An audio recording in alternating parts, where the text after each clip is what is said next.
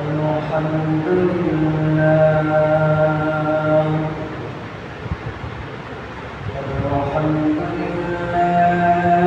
نحمده ونستعينه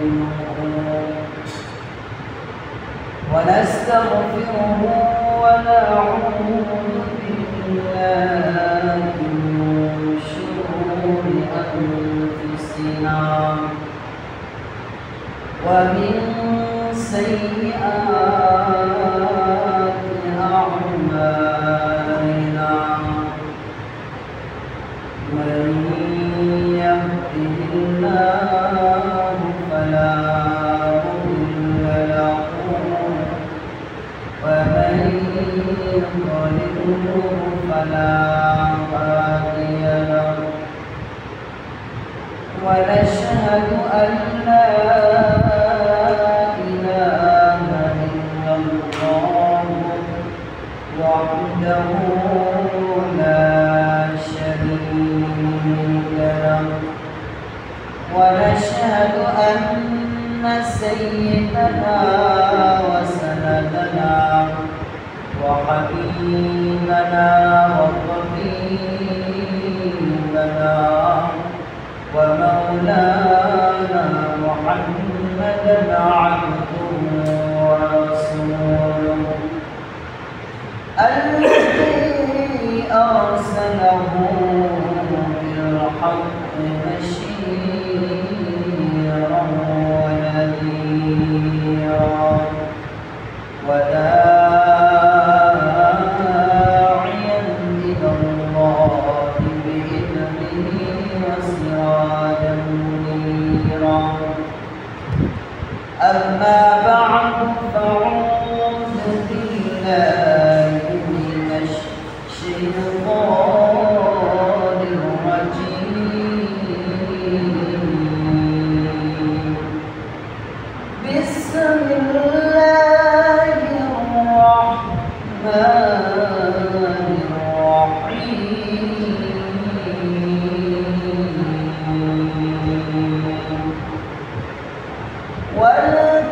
والكاظمين الغيظ والعافين عن الناس وقال النبي صلى الله عليه وسلم إن رجلا قال يا رسول الله أوصني ولا تؤثر علي قال لا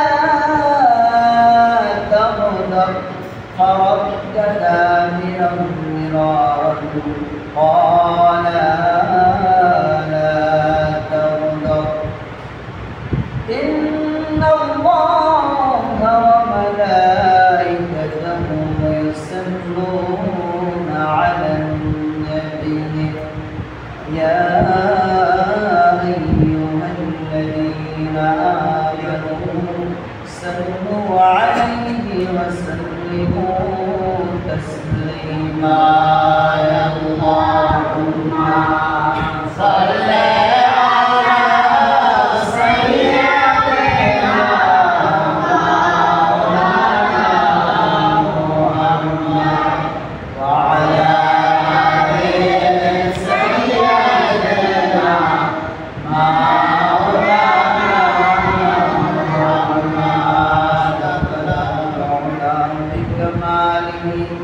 كشف الدجى بجماله حسنت جميع خصاله صلوا عليه وآله মহান মালিকের দরবারে লক্ষ কোটি শুকর আপনাদের শুকর যে আল্লাহ পাক রব্বুল আলামিন দয়া করে মায়া করে ভালোবেসে পছন্দ করে আজকে পবিত্র জুমার দিনে আমাদেরকে আগে আগে আসার মতন এবং বসার মতন তৌফিক করে দিয়েছেন এজন্য সেই মালিকের দরবারে দিল থেকে শুকরিয়া আদায় করে আলহামদুলিল্লাহ আল্লাহ পাক রব্বুল আলামিনের বড় দয়া এবং ইহসান যে আল্লাহ পাক রব্বুল আলামিন এই সপ্তাহের মধ্যে শ্রেষ্ঠ দিনে গুরুত্বপূর্ণ দিনে আমাদেরকে আগে আগে আসার মতো তৌফিক করে দিয়েছে যে আল্লাহ পাক রব্বুল আলামিন যাকে ভালোবাসেন, যাকে পছন্দ করেন, তাকেই দ্বীনের কাজ, ইসলামের কাজ, ধর্মের কাজ আল্লাহ পাক রব্বুল আলামিন আগে আগে করানোর তৌফিক দান করেন।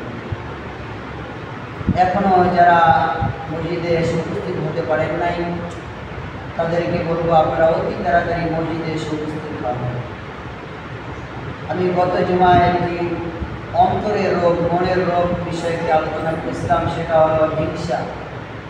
বলেছিলাম যে হিংসা মানুষকে শেষ করে দেয়, ধ্বংস করে দেয়। হিংসা মানুষকে নিঃশেষ করে দেয়। এই জুমায় আল্লাহ পাক রব্বুল আলামিন যদি ইচ্ছা করেন, তৌফিক দেন, তাহলে আরেকটি রোগের ব্যাপারে আলোচনা করব, সেটা হলো রাগ বা ক্রোধ। যে মানুষ, যে রাগ, মানুষের মধ্যে যে রাগ আছে বা ক্রোধ আছে, এটা মানুষের জন্য কতটা ক্ষতিকর।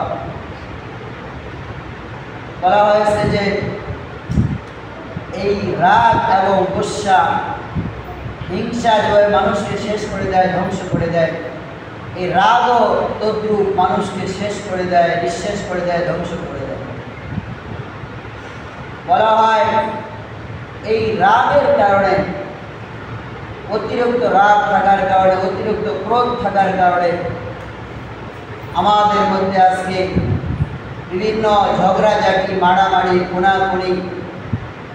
কারণ একটা মানুষ যখন অতিরিক্ত বেশি পরিমাণ রাগ থাকে, তখন প্রতিশোধ নেওয়ার তার একটা টার্গেট থাকে, প্রতিশোধের আগুন তার মধ্যে জ্বালাপোড়া করতে থাকে, যে আমার এই প্রতিশোধ দিতে হবে। আমার যখন কোনো মানুষের মধ্যে প্রতিশোধের আগুন জ্বলে ওঠে, প্রতিশোধের আগুন জ্বলে, তখন তার মধ্যে কাজ করে যে আমি কিভাবে একটা মানুষকে শেষ করতে পারব।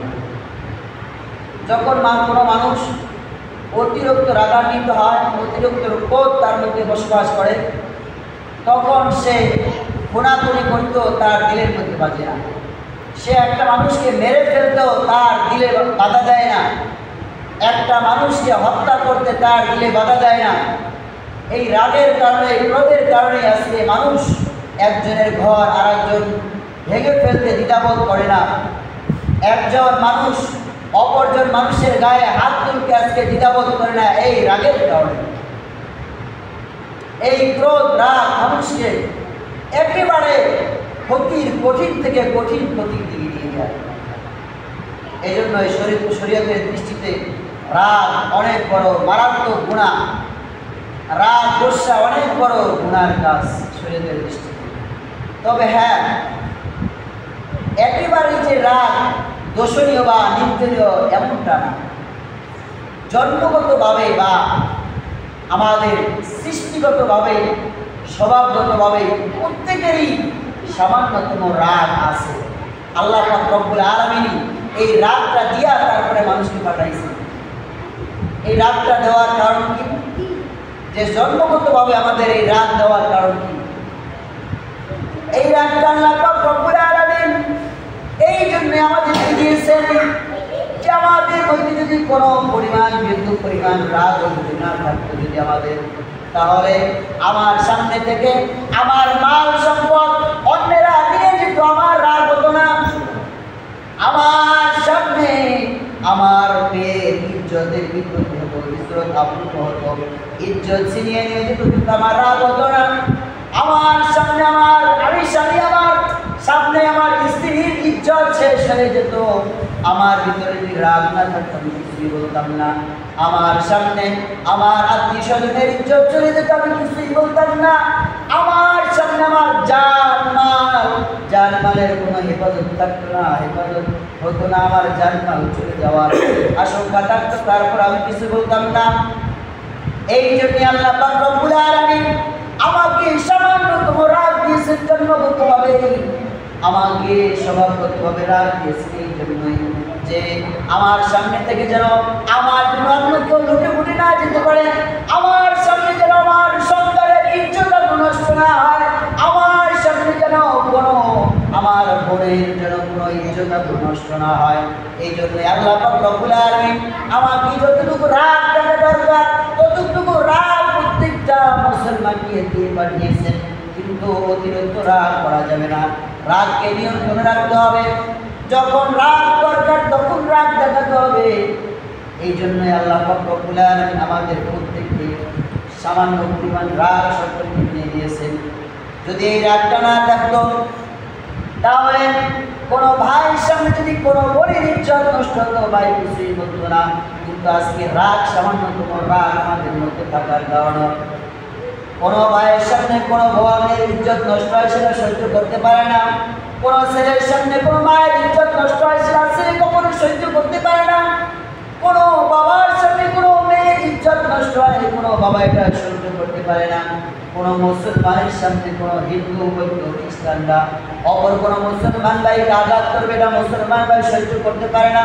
কোনো মুসলমান ভাইয়ের সম্পদ কোনো কাফের বেদিন নাসারা দখল করে নিয়ে যাবে, এটা সহ্য করতে পারে না অপর কোনো মুসলমান। কারণ আল্লাহ পাক রব্বুল আলামিন এত কতটুকু পরিমাণ রাগ দিয়ে দিয়েছে। এই জন্য একেবারে এমন না যে রাগ থাকাই যাবে না, রাগ থাকবে, সামান্য পরিমাণ রাগ সকলেই থাকবে, এটা না থাকলে চলবে না, এটা থাকাটা দর্শনীয় না। কারণ আমার সামনে যদি আমার অর্থ সম্পর্কে নিয়ে যায়, আমি বসে বসে দেখবো না। আমার যতটুকু শক্তি আছে, আমার যতটুকু পাওয়ার আছে, ক্ষমতা আছে, আমার দেখাতে হবে। ইসলাম এটা বলে নাই যে তোমার সামনে থেকে তোমার অর্থ সম্পদ নিয়ে যায় আর তুমি চুপচাপ বসে বসে দেখো না, এটা ইসলাম বলে না। ইসলাম বলে তোমার সামনে থেকে তোমার অর্থ সম্পদ দিয়ে যায়, তুমি তোমার যতটুকু সামর্থ্য আছে, শক্তি আছে, তুমি এর বিপক্ষে তুমি লড়তে থাকো। তোমার সামনে তোমার কোনো আত্মীয় স্বজনের ইজ্জত চলে যায় আর তুমি এটা বসে বসে তাকায় তাকায় দেখো না, তুমি এটার প্রতিরোধ করো, তুমি এটার বিরোধিতা করো, তুমি এর বিরুদ্ধে লড়াই করো। তোমার সামনে কোনো একজন লোক অপরজনের লোকের ঘর বাড়ি লেগে ফেলতেছে আর তুমি তাকায় তাকায় দেখতেছো না, এটা চলবে না। তোমার এর বিরুদ্ধে দাঁড়াতে হবে, অন্যায়ের বিরুদ্ধে দাঁড়াতে হবে, অন্যায়ের বিরোধিতা করতে হবে। তোমার সামনে তোমার বাড়ির পাশে কোনো অপকর্ম চলতেছে, কোনো অন্যায় কাজ চলতেছে, কোনো গুনার কাজ চলতেছে, তোমার এটার প্রতিরোধ করতে হবে, এটার বিরুদ্ধে চলতে হবে, তোমার বিরোধিতা করতে হবে। আজকে মুসলমানকে এমন যে মুসলমানের বাড়ির পাশে গান বাজনা ভাবে নাচানাচি হয়, সেটার বিরুদ্ধে কোনো কিছু হয় না। কিন্তু আজকে ওয়াজ মাহফিলে বাধা, মসজিদের কোনো মেম্বার থেকে কোনো আলোচনা হলে, দিনের কথা কোনো কথা হলে, কোরআনের কোনো কথা বললে, সুদের কথা বললে, ঘুষের কথা বললে, আজকে ইমামের বিরুদ্ধে অনেক চক্রান্ত হয়, শত্রুতামি হয়, সমালোচনা হয়। অথচ বাড়ির পাশে, আমার বাড়ির পাশে অবৈধ কাজ চলতেছে, গুনার কাজ চলতেছে, বেহায়াপনা চলতেছে, নাচানাচি চলতেছে, গান বাদ্য চলতেছে, অথচ এর বিরুদ্ধে আমি একটা কথাও বলি না। আমি শুধু বলি মসজিদ মাদ্রাসায় দিনের কাজে আমার কথা, আমার রাগারাগি, ইসলামের কাজে আমি রাগারাগি করি না। যেটা করতে হাদিসে বলা হয়েছে যে তোমার বাড়ির পাশে যদি অন্যায় কাজ হয়, তুমি এটার প্রতিবাদ করো, তুমি এটাকে ঘৃণা করো। এটা আজকে আমরা মুসলমানই করি না। আমরা করি কোনটা?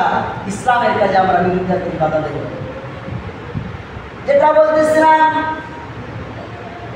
যে আমাদের মধ্যে রাগ থাকবে, কিন্তু রাগকে একেবারে বেশি ঊর্ধ্বে নিয়ে যাওয়া যাবে না, রাগকে সীমার বাইরে নিয়ে যাওয়া যাবে না, রাগকে নিয়ন্ত্রণে রাখতে হবে।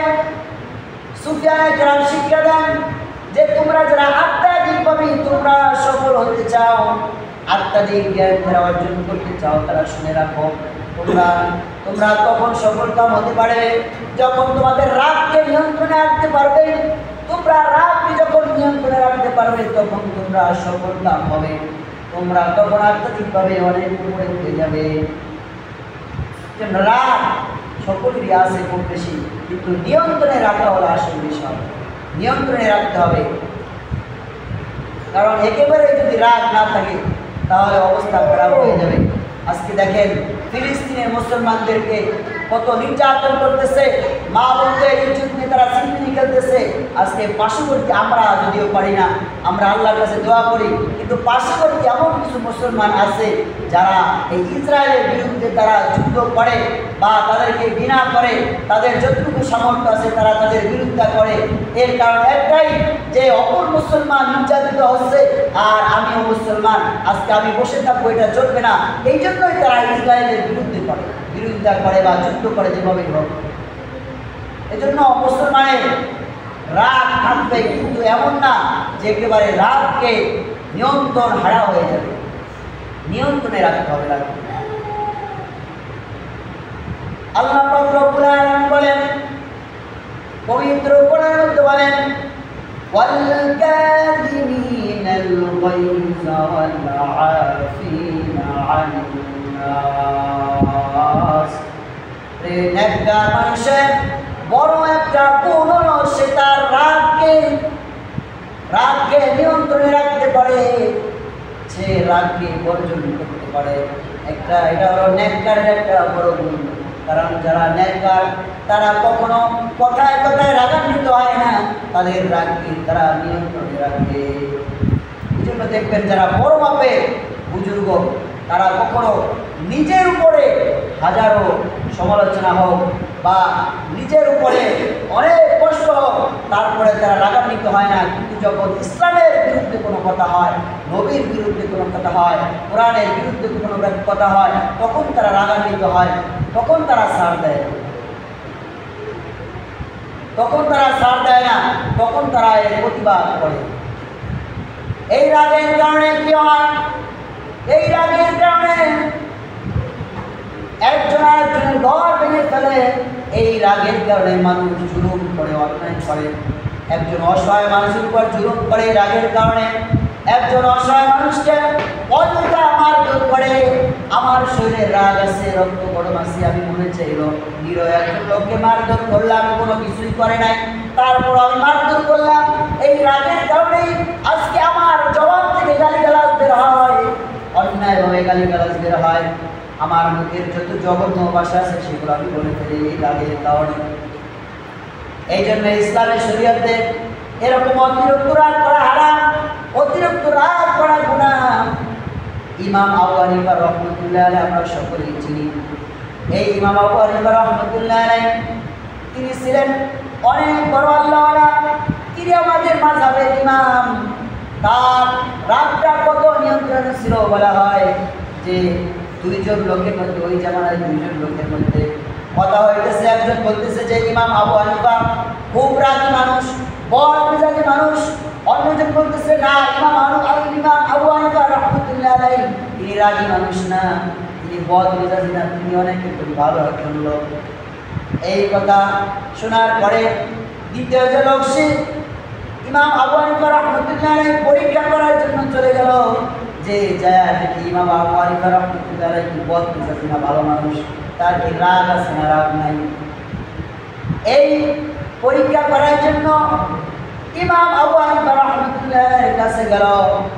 রাত্রে যখন ইমাম আবু হানিফা রাহমাতুল্লাহ আলাইহি ঘুমিয়ে গেলেন, তখন সেই লোকটা ইমাম আবু হানিফা রাহমাতুল্লাহ আলাইহির ঘরের কাছে চলে গেলেন। ঘরের কাছে চলে যাওয়ার পরে ইমাম আবু হানিফা রাহমাতুল্লাহ আলাইহি দরজায় আঘাত করলেন। ইমাম আবু হানিফা রাহমাতুল্লাহ আলাইহি দোতলায় ঘুমিয়েছিলেন, তিনি নিচতলায় নেমে দরজা খুললেন। দরজা খোলার পরে বললেন, ভাই তোমার কি কোনো মাসালা জানার দরকার? তখন বলে যে হ্যাঁ, আমার একটা মাসালা জানার দরকার ছিল, কিন্তু ভুলে গেছি, মনে নাই। ইমাম আবু হানিফা রাহমাতুল্লাহ আলাইহি একটু রাগ করলেন না। ইমাম আবু হানিফা রাহমাতুল্লাহ আলাইহি বলেন, ঠিক আছে, তোমার যখন মনে হয় তুমি আবার এসো। তখন সেই লোকটার মনের মধ্যে তো বদমাইশি, সে তো ইমাম আবু হানিফা রাহমাতুল্লাহ আলাইহি রাগ পরীক্ষা করার জন্য আসছে, সে তো মাসালা জানার জন্য আসেন নাই। ইমাম আবু হানিফা রাহমাতুল্লাহ আলাইহি যখন দরজা লাগিয়ে আবার দোতলায় চলে গেলেন, ঘুরিয়ে গেলেন, কিছু দূর যাওয়ার পরে আবার লোকটা ফিরে আসলো, আবার দ্বিতীয়বার দরজা আঘাত করলো। আঘাত করার পরে ইমাম আবু হানিফা রাহমাতুল্লাহ আলাইহি দোতলা থেকে নিচে চলে আসলেন। নিচে চলে আসার পরে দরজা যখন বললেন, ভাই তোমার কি মাসালাটা মনে পড়ছে? বলেন, মনে পড়ছিল, কিন্তু আস্তে আস্তে আবার ভুলে গেছি। ইমাম আবু হানিফা রাহমাতুল্লাহ আলাইহি কখনো রাগান্বিত হলেন না, আবার দরজা লাগিয়ে দিলেন। তৃতীয়বার আবার কিছু দূর যাওয়ার পরে লোকটা আবার ফিরে আসলো। ফিরে আসার পরে দরজা আবার আঘাত করলো। ইমাম আবু হানিফা রাহমাতুল্লাহ আলাইহি দরজা খুললেন। দরজা খোলার পরে বলেন, ভাই তোমার মাসালাটা মনে পড়েছে? বলে হ্যাঁ আমার মাসালাটা মনে পড়েছে। বলে কি মাসালা বলো? তখন সে বলতেছে যে তার মনের মধ্যে তো শয়তানি বলতেছে যে মানুষ যে পায়খানা করে এই পায়খানা কি মিষ্টি না তিতা? বলেন এরকম প্রশ্ন যদি আমাদের কারো করে আমাদের মাথা কি ঠিক থাকবে? আমাদের মাথা কি ঠিক থাকবে এরকম প্রশ্ন যদি কেউ করে? এটা কি জানার বিষয়? কিন্তু ইমাম আবু হানিফা রাহমাতুল্লাহ আলাইহি তখনও রাগ করে নাই। তিনি বলতেছে যে মানুষের যখন পায়খানা করে সেটা যদি কাঁচা থাকে তাহলে মিষ্টি, আর যখন শুকিয়ে যায় তখন তিতা। তখন এই মাসালার উত্তর দেওয়ার পরে সে চিন্তা করতেছে যে আমার তো মাসালা জানার উদ্দেশ্য না, তার রাগ পরীক্ষা করার উদ্দেশ্য, কিন্তু সেই মাসালার উত্তর জানলো কীভাবে? তখন সেই লোকটা চিন্তা করছে, বলতেছে যে আপনি যে আমার এই প্রশ্নের উত্তর দিলেন আপনি কি এটা কি বই পুস্তকে পেয়েছেন? তখন বলতেছে যে না, এটা তো বই পুস্তকের কোনো মাসালা না। তা আপনি কীভাবে এটার উত্তর পাইলেন? বলতেছে যে আমি দেখেছি যে যে মাছি, এই মাছি তারা যখন কোনো মিষ্টি আপনারা দেখবেন যে বাজারে যে মিষ্টি বিক্রি করে এই মিষ্টির উপরে কিন্তু মাছি বসে। তখন ইমাম আবু হানিফা রাহমাতুল্লাহ বললেন যে আমি চিন্তা করলাম যে মাছিটা তো মিষ্টির উপরেই বসে, তাই যখন এটা নোংরায় ময়লাটা যখন কাঁচা থাকে তখন এর উপরেই বসে, কিন্তু যখন শুকিয়ে যায় তখন সেটার উপরে বসে না। তখন সেই লোকটা বলতেছে যে আমি তো আপনার কাছে হেরে গেলাম, আপনি জিতে গেলেন।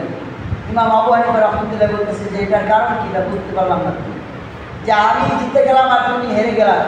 তখন বলতেছে যে আমার উদ্দেশ্য ছিল যে আমরা দুজনে পরস্পরে আমরা কথা বলতেছিলাম। একজনে আমি বলতেছিলাম যে আপনি অনেক বদমেজাজি রাগী মানুষ, আর আরেকজন বলতেছে যে না ইমাম আবু হানিফা রাহমাতুল্লাহ তিনি রাগী না, তিনি বদমেজাজি, তিনি অনেক ভালো মানুষ। এটা পরীক্ষা করার জন্য আমি আসছিলাম, আসলে আমার মাসালা জানার উদ্দেশ্য ছিল না। তখন তিনি বললেন যে আমি দেখলাম যে আপনাকে 3 বার শুধু অযথা আপনি ঘুমিয়েছিলেন, তারপরে আমি 3 বার আপনার দরজায় আঘাত করলাম, আঘাত করার পরেও আপনি বিন্দু পরিমাণ রাগও হলেন না, আপনি বিন্দু পরিমাণ রাগও হন নাই। আমি বুঝতে পারলাম যে আপনি রাগী মানুষ না, আপনি অনেক ভালো মানুষ, আপনার রাগ নাই। এটা ইমাম আবু হানিফা রাহমাতুল্লাহ আলাইহি বলেছিল। আর আজকে আমাদের সমাজে মানুষ কিছু থেকে কিছু রাগ হয়ে যায়, এই সামান্য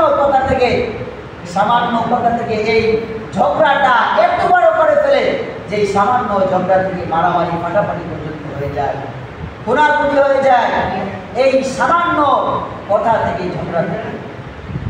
আজকে সমাজের এমন অবস্থা আমাদের। আর আল্লাহ পাক রব্বুল আলামিন কোরআনে কি বলেন যে নেককার হলো তারা বড় নেককার মানুষের বড় গুণ হলো যে যারা রাগকে নিয়ন্ত্রণ করতে পারে। যারা তাহলে আল্লাহ পাক রব্বুল আলামিন কোরআনে কি বললেন আর আমাদের তবিয়ত কি? আজকে আমাদের অবস্থা কি? আজকে আমরা সামান্য বিষয় নিয়ে আমরা কি ঝগড়াঝাটি। এই রাগের কারণে কি হয় যে এই সামান্য রাগের কারণে আজকে আমাদের সমাজে আজকে সুন্দর মধুময় সংসারগুলো ভেঙে যাইতেছে। স্বামী স্ত্রী সামান্য একটু শুধু হালকা কথার কারণে আজকে তালাক হয়ে যাইতেছে, ডিভোর্স হয়ে যাইতেছে, ডিভোর্সের সংখ্যা, তালাকের সংখ্যা বেড়ে যাইতেছে। সামান্য যে আজকে এই রাগের কারণে আজকে যে এত স্বামী স্ত্রী সামান্য ঝগড়া থেকে এত রাগ হয়, যে বলা হয় রাগের কারণে আজকে যে তালাকগুলো হয়, মানুষগুলো একটা তালাক দেয় না, 3টা 4টা এরকম। অনেক কিন্তু রাগের কারণে এরকম বলে যে 3 তালাক, তোর বাপের তালাক, তোর মায়ের তালাক, তোর 14 গোষ্ঠী তালাক, এরকম তালাক দিয়ে ফেলে রাগের কারণে। যখন হুঁশ ফেরে তখন বলে যে হুজুর রাগের কারণে দিয়েছি। সে বলে তার যুদ্ধে এরকম যে হুজুর রাগের কারণে তালাক দিয়েছি, এটা তো তালাক হওয়ার কথা না। তাহলে আপনার রাগের কারণে আপনার ঘরে আগুন জ্বালায় দেন, আপনি দেখেন কি আগুন কি আপনার থেমে থাকে না, আপনার ঘরটা জ্বালায় রাখেন। আপনি রাগে আগুন দেন আর আপনি খুশি হয়ে আগুন দেন, আপনার ঘর কিন্তু অবশ্যই জ্বালিয়ে ফেলবে। এই জন্য আপনার রাগের তালাক দেন, আর যেভাবেই তালাক দেন আপনার তালাক হবেই।